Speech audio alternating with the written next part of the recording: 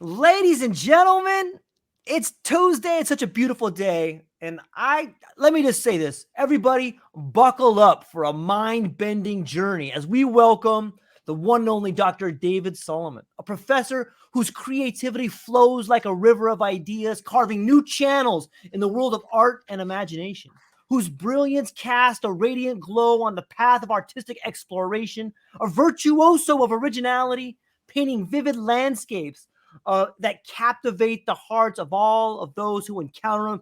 Dr. David Salomon, I'm so thankful you're here today. Maybe you can elaborate a little bit on who you are and where you're from. Well, George, first I got to correct you. It's Wednesday, not Tuesday. But second, will you give my eulogy at my funeral, please? Because that was brilliant. Thank you so much.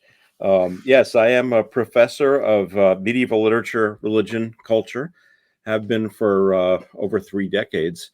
I'm currently the Director of Research and Creative Activity at Christopher Newport University in Newport News, Virginia, where my office facilitates undergraduate research and creative opportunities for students across the institution. And I continue to teach in our honors program and our museum studies program, and written a bunch of books. My most recent book is on the 7 deadly sins. And I started in graduate school really on the track for my dissertation, interested in English mysticism. So I think that's where we're going.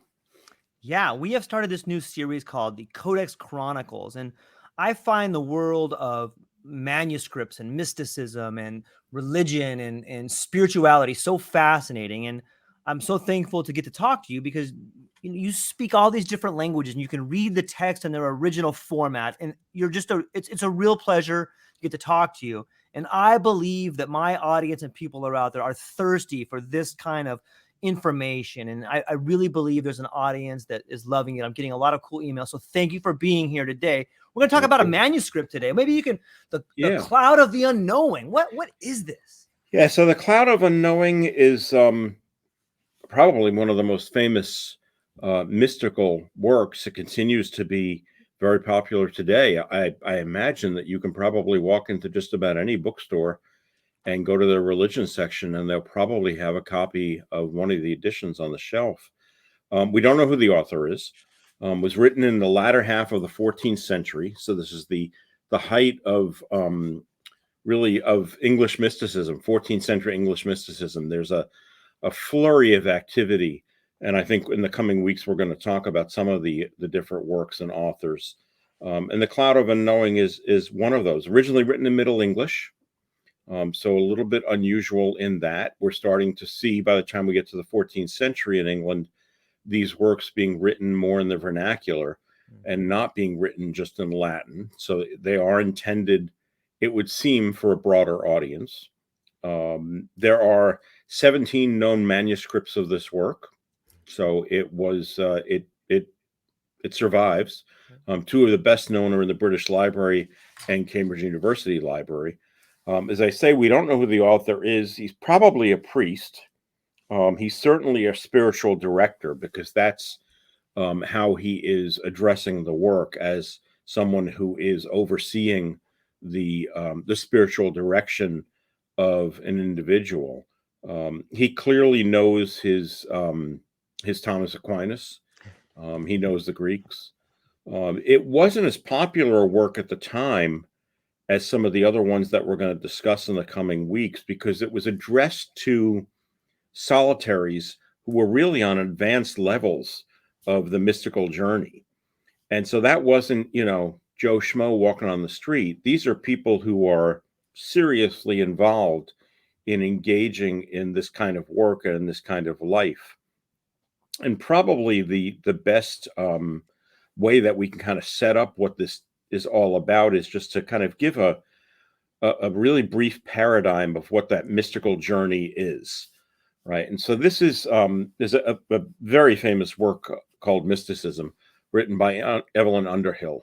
Evelyn Underhill, English scholar, herself a spiritual individual. And this work, which she published in 1911, in many ways became the standard text. And really, if you're going to study mysticism, from an academic perspective, this is, I think, the first place that you really have to go. And in the work, she very clearly outlines that there are essentially 3 stages in the mystical journey. The first one she calls illumination.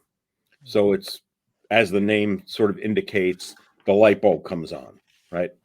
This is what this is. This is, available to me. This is possible. And then the next stage is more active. It's purgation.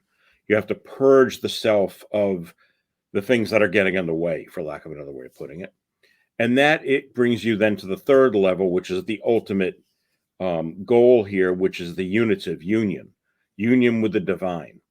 And what that looks like and what that means, obviously up for lots of discussion. But the cloud of unknowing fits in a kind of an odd spot in the history of mystical literature, because it is one of the earliest pieces in English that really advocates for what's called negative theology. So the author is interested in negative theology, what is called in the literature apophatic theology, which is basically looking at God and the divine through negation rather than affirmation. The approach here is that the divine is ineffable. We can't explain it. We don't know what it is. Any words are going to fail us because it's beyond human language. And so as a result, the approach is to sort of take a complete 180 and say, well, let's talk about what it isn't. And that's really what negative theology is about. And it's an important approach. It's an important approach. So that was a lot by way of introduction. I'm sorry about that. Not at all. It's very informative, and I think it's imperative that we lay a foundation for people so they can begin to understand it. And it's in some ways, it reminds me of Alfred North Whitehead, where he talks about mysticism, clarification, action. I've never thought about putting a negative theology on there, but it's an interesting way, and it seems that just the title alone, The Cloud of the Unknowing, it's kind of foreshadowing how they're going to figure it out a little bit, right? And I mean, surprisingly, from the description that I just gave, it sounds like, oh my gosh, this must be so complicated. It's actually 75 very short chapters. The chapters, quote unquote, are a few paragraphs. It's very readable, but it is very, very complex. And, I went back and pulled my copy off the shelf in advance of our discussion. And it was interesting because I have to say, I haven't revisited this text personally in many, many years. And just to go through and see what I underlined and the notes that I made myself is always kind of interesting. But, I think the author really sets up everything in the 4th chapter when he really talks about what that cloud is. And if you don't mind, I'm just going to read the paragraph. Please. So he refers to this as being a darkness, right? Everyone talks about the divine as being light. And he says, actually, it's darkness. But he says, and I quote, "Do not think that because I call it a darkness or a cloud, it's the sort of cloud you see in the sky, or the kind of darkness you know at home when the light's out. That kind of darkness or cloud you can picture in your mind's eye in the height of summer, just as in the depth of winter's night you can picture a clear and shining light. I do not mean this at all. By darkness, I mean a lack of knowing. Just as anything that you do not know or may have forgotten may be said to be dark to you, for you cannot see it with your inward eye. For this reason, it's called a cloud, not of the sky, of course, but of unknowing, a cloud of unknowing between you and your God." And I just think that's really, it's counterintuitive to what we do as human beings because we're so intellectual. And certainly there is a tremendous pathway in the mystical literature for the intellect and the role of the intellect. But almost all of the writers in the Middle Ages will all say that the intellect is only going to get you so far. At some point, you got to let go. And America picked up on this, right? I mean, I always talk about this with my students when we do a broad discussion of spirituality. If you get a dollar bill out, if anybody still carries dollar bills, and you look at the seal on the back, the pyramid with the eye of God at the top, there's a lot of symbolism in that seal. But one of the things is that intelligence can only get you so far. There are 21 stages there, which the 21 is the age of reason. And then there's a gap between the top of the pyramid and the eye of God, because reason's not going to get you there, right? That's the leap of faith. And in many ways, that's what the author here is talking about. You're going to get to a certain point, and then you're going to get to this darkness, this cloud of unknowing, which for us as human beings, especially today in our ultra, rational world, we want to know and want to understand everything. And the author is saying, you're not going to understand this. You got to give yourself over to it. It's mind-blowing to me, because it seems to me, and as someone who's not a scholar in this area, you can really begin to see that break, whether it's that leap of faith. But the way you're explaining it, and when I hear about some of the medieval mystics, it seems that there was a break between people actually having real mystical experiences and then trying to put them down versus an interpretation of one. Yeah, well, and of course, we got to stop right there and say real mystical experience. Yeah, I know. What does that mean?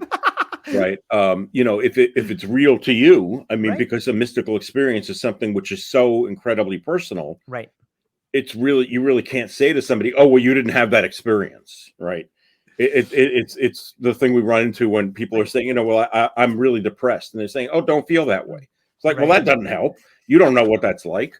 So, I think there's an interesting change that occurs, to be sure. I mean, in a lot of the earlier theologians in Augustine and Aquinas and Bernard of Clairvaux, and a lot of the earlier Christian theologians, and that's where I'm staying at the moment, is with Christianity. Although it's not exclusively there, but those guys all did have what they would claim to be mystical experiences as part of their biographies. It was a gateway for them to higher intellect. Whereas for a lot of these mystics that we're talking about, such as the author of The Cloud of Unknowing, it isn't really a gateway to higher intellect. It's a gateway to love of the divine exclusively. So whereas somebody like Aquinas is so intellectual, and I mean, his work is just incredible. It's informed by his experience of the divine. Sometimes a mystic will stop there. And so we'll see that with a couple of the writers that we're going to look at, where you're right. I mean, they are interested in relaying the experience more than interpreting what it means. And for others, I mean, the author of The Cloud of Unknowing does not claim to be, quote unquote, a mystic. I don't know that anybody can claim to be a mystic. I mean, what does that mean? You can't exactly look up the job description in the occupational handbook, and I always joke with students and I say, try putting that down on your IRS tax return under profession, and good luck. You really can't. It doesn't work that way. It doesn't work that way. And by the same token, and I think the author of our text today also would argue this, you can't set out to say, I want that to happen. I want to have a mystical experience. Because as just about every mystical writer will tell you, including folks like Evelyn Underhill and the scholars, these experiences come uninvited. That doesn't mean that one can't prepare oneself for it. And that's what many of these handbooks, and really that's what The Cloud of Unknowing is, are teaching you to do, to prepare yourself, body and soul, right? Intellect as well, for this experience. And if it happens, fantastic, congratulations. But I mean, they're all clear on the fact that this isn't going to happen to everybody. In fact, I mean, the Cloud author says, this isn't for everybody. Says, I don't even want everybody to read this text. right? I mean, isn't it in the prologue? I think he talks about, he doesn't want sort of average folks reading the text because this isn't for them. What does he say here? There's a great sentence. Let's see if I can find it, where he talks about the fact that he doesn't expect that. Yeah, he says, I do not mind at all if the loud. And this is the wonderful translation by Clifton Walters, and there are lots of translations of the cloud, obviously. But he says, I do not mind at all if the loudmouthed or flatterers or the mock modest or fault finders, gossips, tittle tattlers, talebearers, or any sort of grumbler never see this book. I've never meant to write for them, so they can keep out of it. And so can all those learned men, and unlearned too, who are merely curious, right? That's not what he's looking for. And so it really becomes clear that his audience, he's got an audience in mind. It's people who are serious about this, who are serious about leading this kind of a life. And, he really sets up the contrast right from the get-go between an active life and a contemplative life. It's mind-blowing to me just to sit and listen to something like that was written so long ago, and on some level have it be so heartwarming and beautiful, yeah, and explanatory in so many different ways today. I'm curious if you wouldn't mind, maybe you said that you had revisited this book for the first time in a long time. I'm curious if you could maybe you could check out some of the parts that you underlined when you were there, and then talk about them today and how you feel about them. Sure. Yeah, I found it interesting as I was looking through it that when you look at things, when you go back and look at a text that you've not worked with in a while, it's always kind of interesting because you pick up new things and you're looking at it through a new lens, right? I know a lot more now than I did when I read this text originally, which was probably close to 30 years ago, when I was working on my doctoral dissertation. And one of the things that I underlined and that I noted was this interesting bit that he has, and it's in chapter 71, where he's talking about Moses. Now, there's a lot about Moses in mystical literature, about Moses, and Gregory of Nyssa, who wrote a life of Moses, is often credited as being a big influence on the writer of the Cloud of Unknowing. And in the life of Moses, and in Philo of Alexandria's life of Moses, which is just a brilliantly written work, both of them talk about Moses as kind of a type, as a prototype, right? He's an exemplar of the mystic for them. And, I love the discussions about him, because in this chapter in the cloud, he says, before Moses could see the ark and learn how it was to be made, he had to climb with long and toilsome effort to the top of the mountain and remain there and work in a cloud for 6 days and wait till on the 7th day our Lord condescended to show him the way in which the ark should be made. Moses' long and strenuous efforts and his delayed vision symbolize those who cannot reach the full height of this spiritual work without such preliminary effort and toil. And all of the writers talk about Moses preparing to go up the mountain. We're talking about him going up the mountain to get the 10 Commandments, right? And get the instructions on how to build the Ark of the Covenant. And there's a lot in the literature about the preparation that he had to go through before he went up the mountain in order to do this. And that is often looked at as being a model for the mystical journey. But again, he follows this, the Cloud author does, by telling us this isn't going to happen to everybody. He says Moses could only see, in quotes, on rare occasions, and then after much hard work, right? I mean, this is hard work. This is hard work.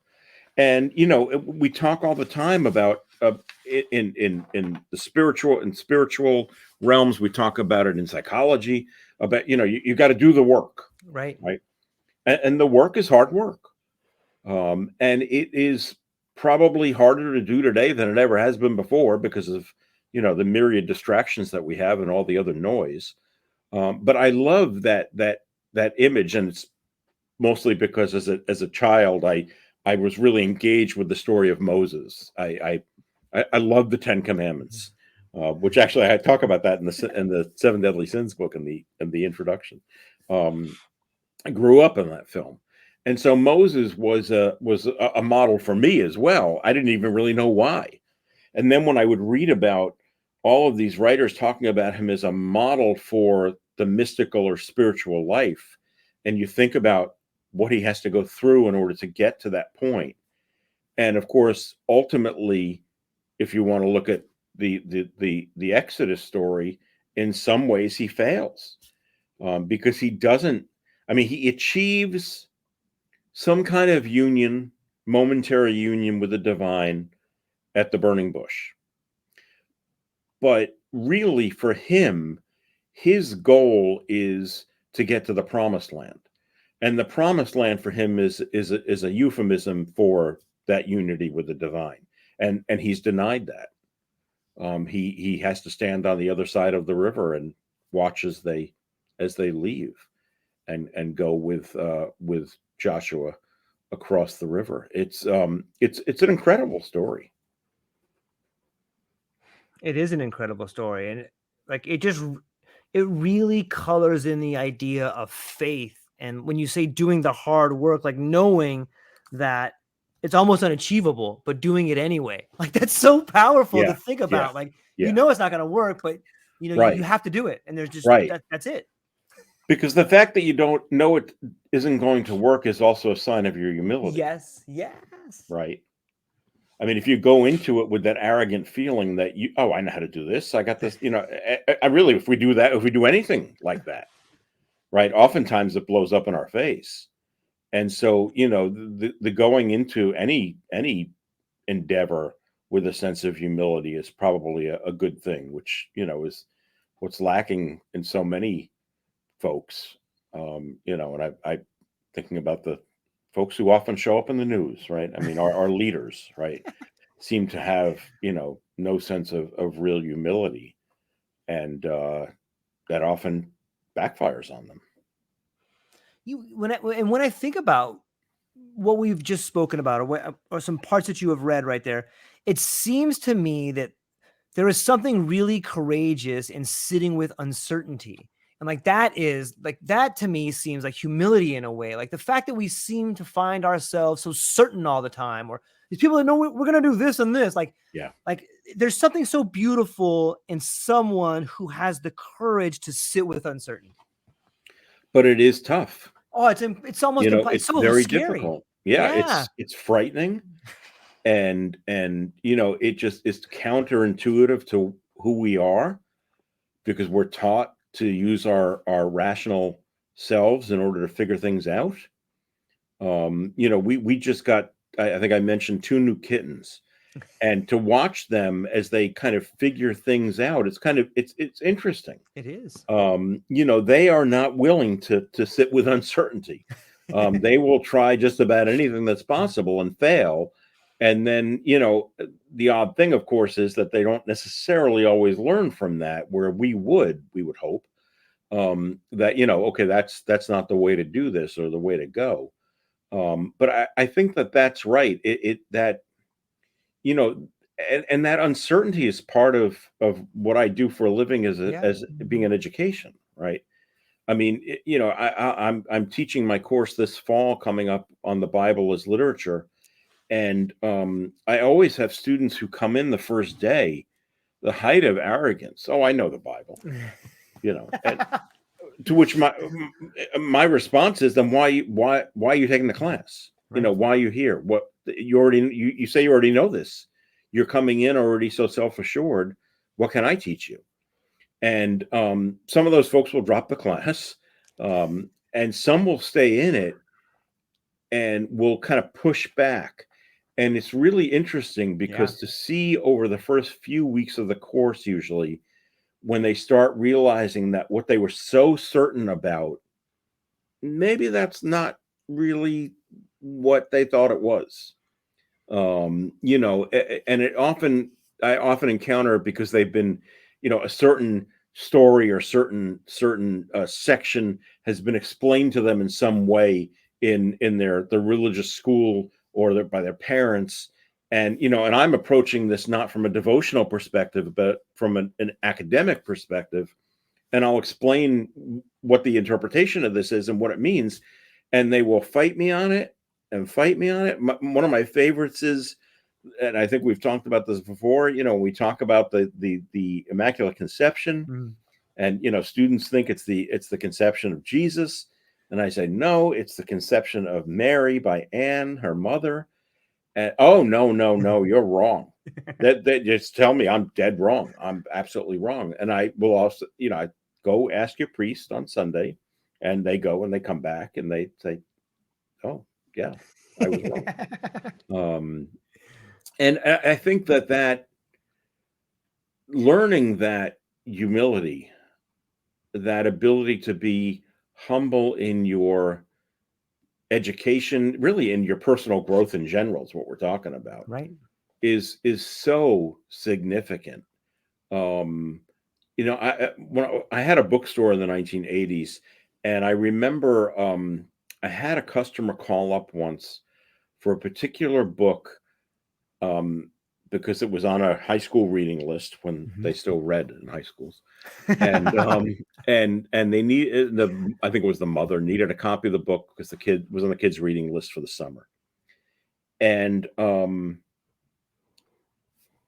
phone call was taken by the woman who was running the cash register, and she called to me and asked me if we had the book, and I arrogantly corrected her pronunciation of the author's last name because I thought I knew better. And I realized not soon after that I was wrong. And I felt foolish, and I felt, incredibly humbled. This is an experience that I had that probably was, oh my gosh, close to 50 years ago. And I'm still talking about it now. And the book was Albert Camus' The Stranger. She said, do we have a copy of that? And I said, Camus? I said, what do you mean, Camus? Because I did not know it was pronounced Camus. I didn't know he was French. I don't think I'd ever read the book at that point. And so, the fact that there's always room for us to learn is a hard thing to process. I think it's part of our growth, right? Is understanding, as Socrates says, the one thing I know is I don't know anything. Yeah. And I think that's a good way to go into things.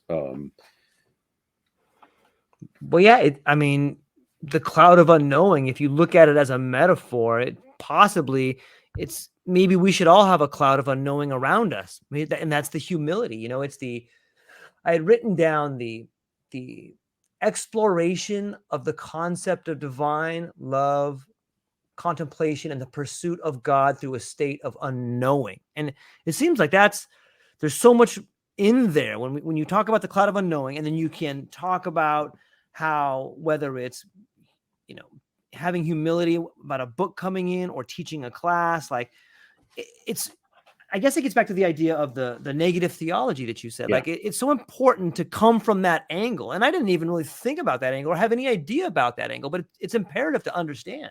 Yeah. It's as I've said. When I teach a seminar, Yeah. I tell my students, I say, I don't know everything. I want you to bring what you know to the class. I said, I may know more than you do about this topic, but it doesn't mean I know everything about everything. Right. And I want that, as I've always talked about, again, going back to Socrates, that teaching is a cooperative search for truth. But it's interesting because so much of what the cloud of unknowing is about almost unlearning what we learn, how we learn to do this. Right. Because in some ways, and it sounds cliched, but you've got to let go. And we struggle with that on a daily basis, I think, of letting go. Yeah. Some of it is some of it is letting go and letting your intuition take over. Right. But in this case, the cloud of unknowing is asking you to let go to make space for the divine to enter.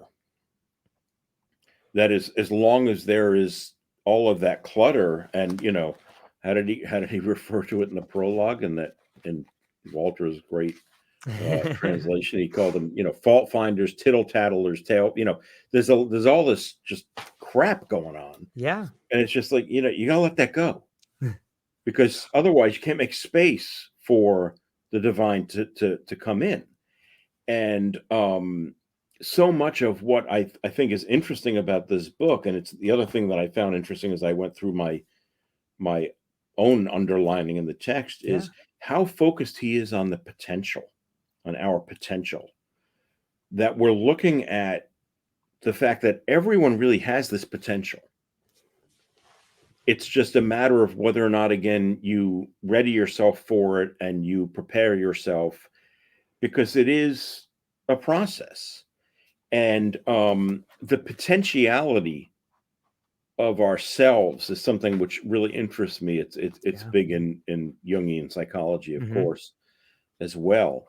And the idea that we oftentimes seem to negate that potential and think, oh, no, right? I'm not good enough for that. I run into that in my job here, trying to find students who want to do research. And I really want to get those students who are first generation college. We have a large contingent of them. And they're the ones who oftentimes come in thinking, oh, no, I can't do that. And so it's really a matter of teaching people to embrace their potential.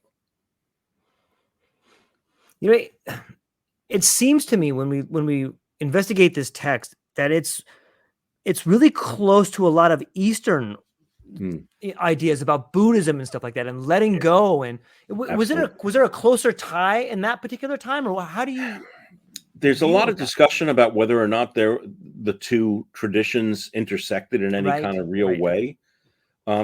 It seems unlikely until you get into the 15th and 16th centuries, when the age of exploration and travel really kicks in. So, by the time you get to the 16th century, you've got, Jesuits, for example, going to China. And so there obviously is a lot of crossover there. Prior to that, it's kind of unclear whether or not there is a lot of connection. I mean, obviously there are thematic and content connections, but whether we can trace those and say, oh, well, the author knew this text, but we can't do that. We don't know. I just think what it comes down to is that, this journey, and that's what's so great about Underhill's book, is the mystical journey. The way that it's presented applies regardless of what religious tradition you're looking at. It works for Christianity, it works for Judaism, works for Islam, it works for Buddhism, it works for Taoism, it works for Hinduism. It works across the board. That idea of illumination, purgation, and union, and that's what's so nice about the way that she writes about it, is she's not talking about, union with the Christian God. Right. It's union with the divine. That's why I keep referring to it that way, because whatever your concept of the divine might be.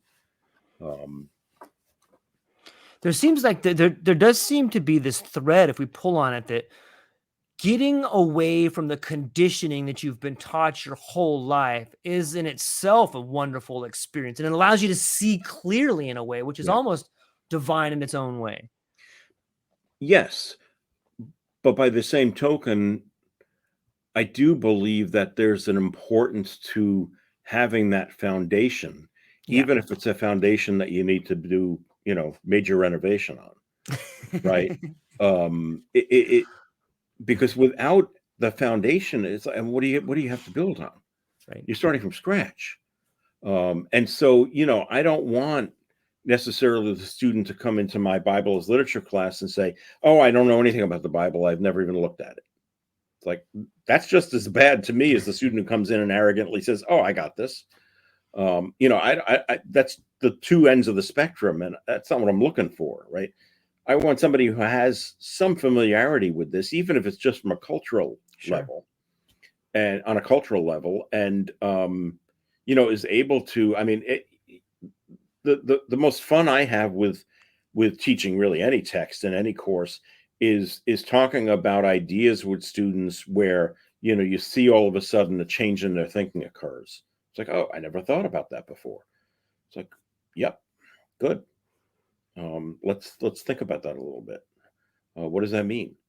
And that may, and I think that for a lot of people who would have approached the cloud of unknowing, particularly in the 14th century when it was written, they would find this antithetical to what they've been taught, which is the way to get to the divine, the way to get to God is by studying, by praying, by being very active.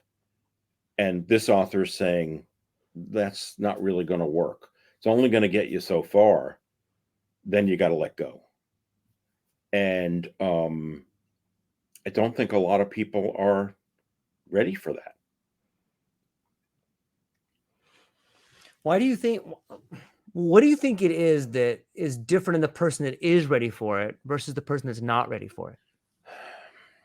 I think it's a combination of preparation and experience. Right. I mean, as the cloud author talks about, you need to be prepared. So there are stages that you have to go through. There are things that you have to experience. As Underhill would say, I mean, you need to go through that purgation stage. Right. But there also is a big part of it that has to do with experiencing life. Yes. And experiencing existence. Because without those experiences, I don't know what you bring to the table. I mean, in a couple of weeks, I think we're going to look at I forget. Are we looking at the book? Yeah, you want to do the book of Marjorie Kemp. Right. Marjorie Kemp, incredibly interesting woman, an incredibly interesting book. But what an odd existence she had prior to her initial experiences, as we'll talk about. I mean, this is first of all in the 14th century. She's a woman writing about this, which is unusual right from the get-go.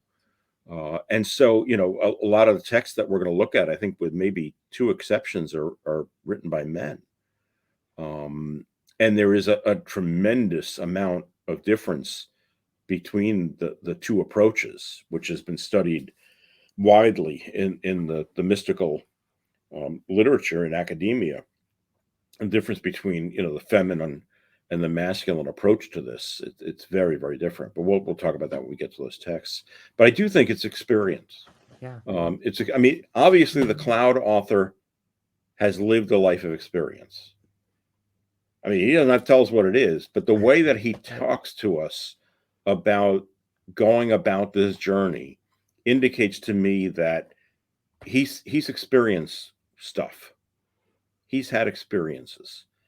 And the interesting thing is that something like Richard Roll's The Fire of Love, which I think we're going to look at maybe next week, I forget, it's autobiographical. And so he's telling us about his own experiences as he's going on this journey and the ways in which his life as a human being, as a man particularly, are kind of intersecting and butting up against his desire for union with the divine. Because the two of them don't go together. It's why there are still lots of Christian orders that live cloistered existences, nuns and monks. There is a need to distance oneself from a secular existence to really engage in this kind of work.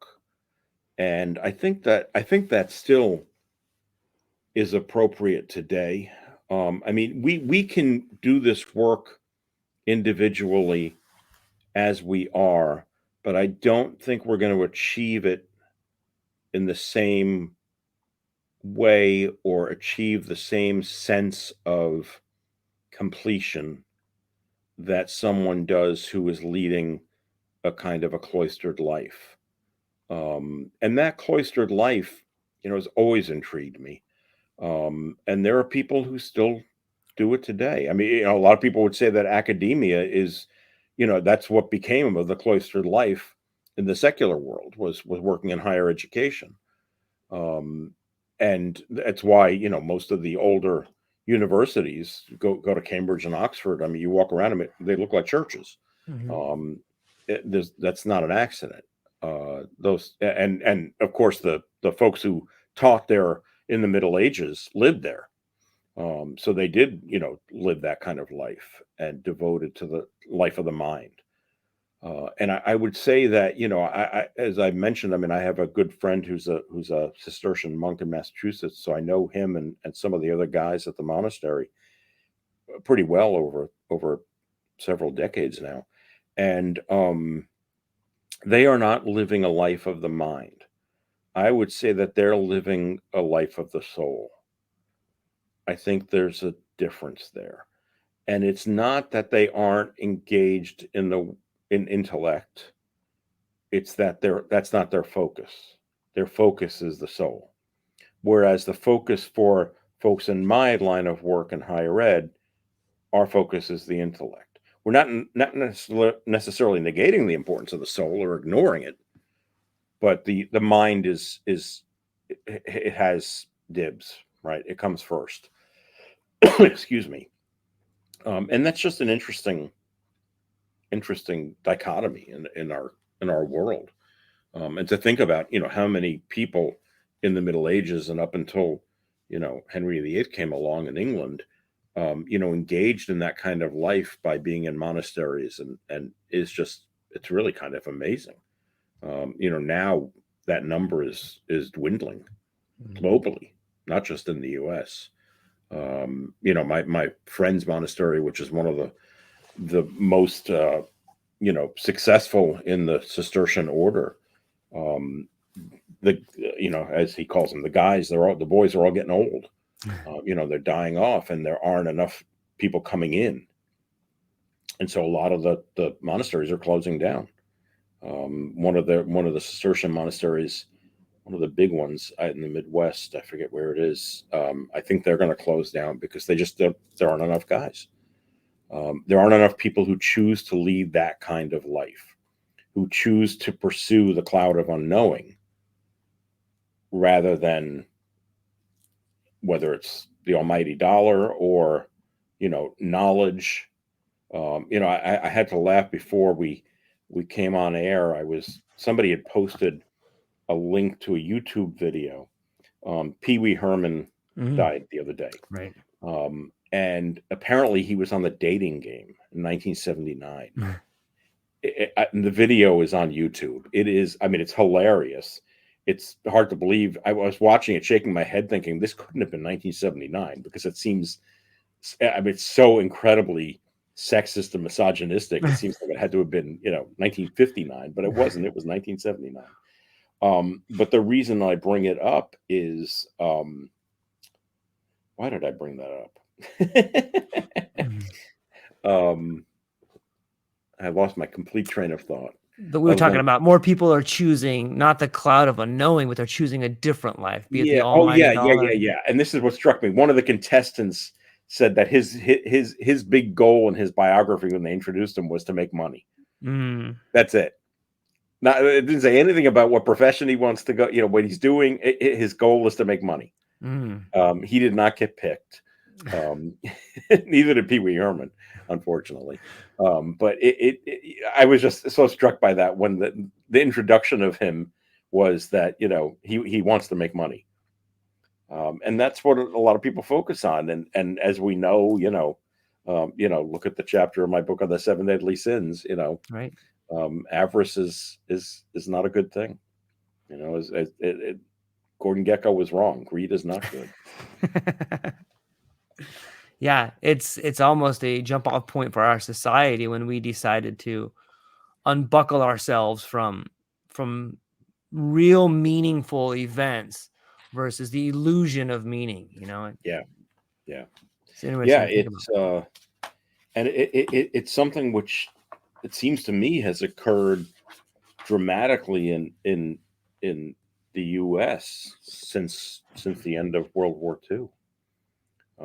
There's been such a shift in our focus on what's important, and it's difficult, for people who even want to go back to focusing on what's important. It's a difficult thing to do, given the world in which we live. Um, it's hard. It's hard.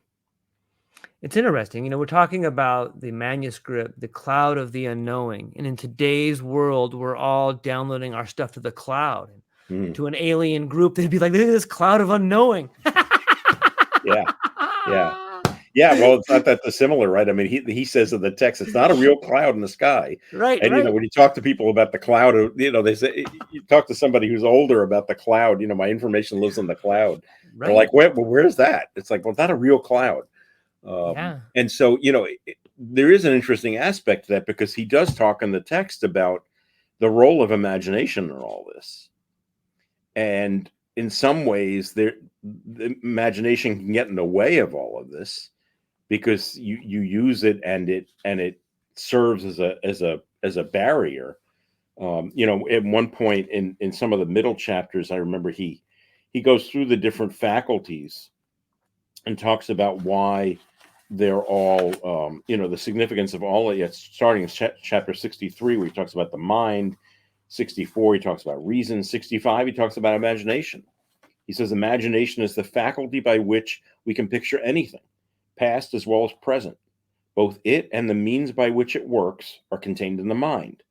I mean, this is amazing stuff Yeah. for the 14th century. Before man sinned, he says, imagination was so obedient to its master, reason, that it never pictured anything that was perverted or fantastic, physically or spiritually, but not so now. For it is not restrained by the light of grace in the reason, for if it is not restrained by the light of grace in the reason, it will never cease, waking or sleeping, to suggest diverse and perverted ideas about the world around us, or some hallucination, which after all is only a spiritual idea conceived in material terms, or a material one conceived in spiritual. And this is always counterfeit and false and akin to error. That is, whoo. Yeah. And it's interesting, because it picks right up on something which occurs. I've always been intrigued by this idea of faculty psychology, that your mind has these separate faculties. And in John Milton's Paradise Lost, which is retelling the story of the fall, it's really, in some ways, Eve's imagination that gets the best of her. And God is constantly telling Adam and stressing the importance of reason. Reason is chief. Reason, he says, I gave you as an umpire. At one point, he says. So if you're battling about a choice, go to reason.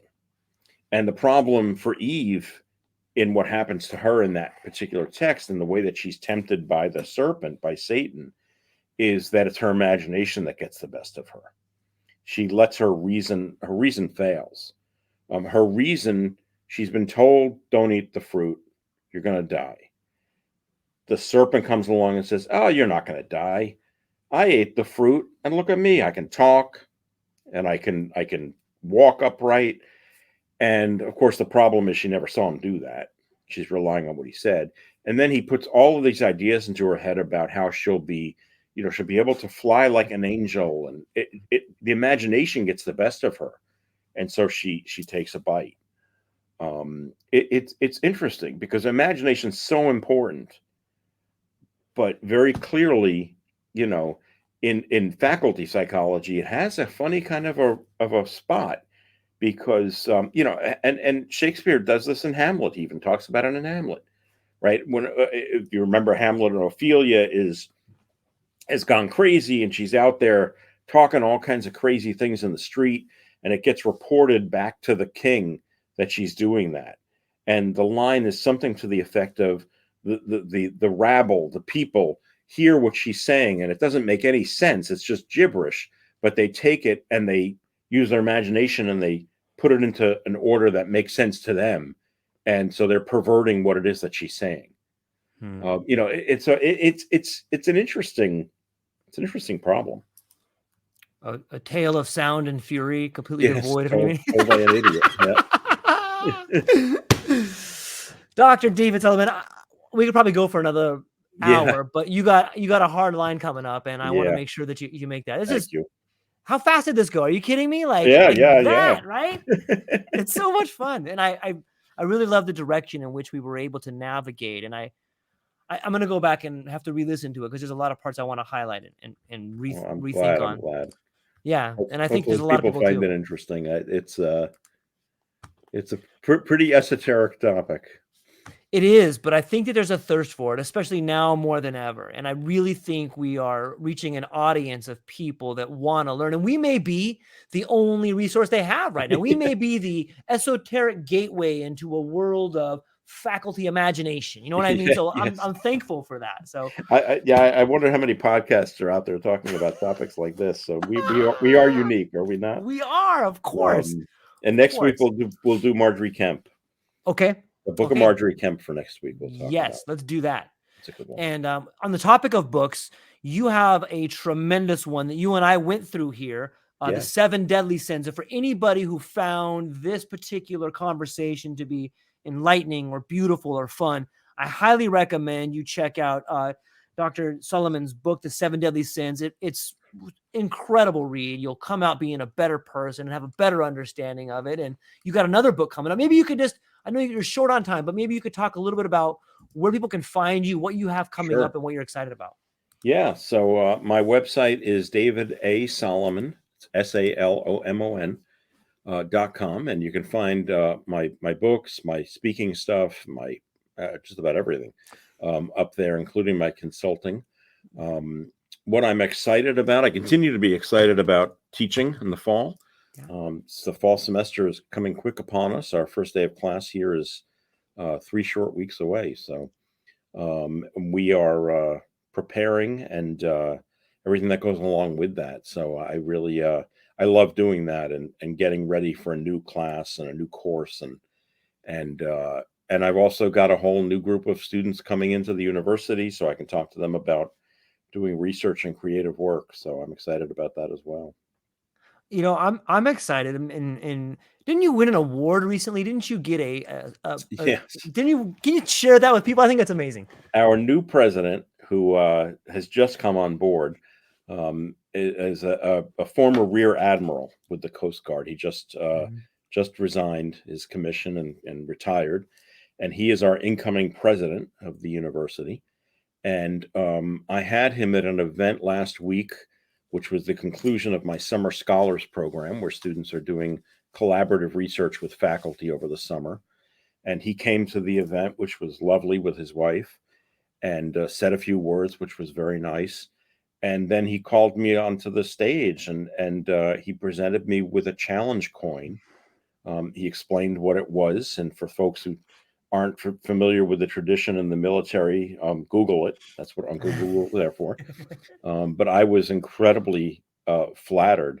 And he said I was the first faculty member that he had given one to. So it's sitting here on my desk, and I'm really, really humbled by it. Speaking of humility. Well, congratulations. Thank you. I'm excited for you, and I'm excited to see everything you got coming up and talk to you in the future. Now I'm holding you almost past your time. Thank you so much for today, and I will talk to you soon. Well, next week, Marjorie Kemp. Ladies and gentlemen, aloha.